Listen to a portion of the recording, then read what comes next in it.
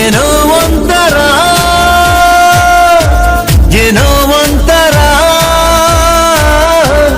ಈ ಪ್ರೀತಿಯು ಈ ರೀತಿಯು ಶುರುವಾದ ನಂತರ.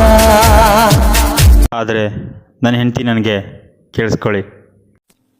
ಈ ಗುಡಿಯ ದೇವಿ ನೀನು, ಈ ತನುವ ಪ್ರಾಣ ನೀನು, ಬಾಳಲ್ಲಿ ನೆಮ್ಮದಿ ನಿನ್ನಿಂದ ಕಂಡೆನು.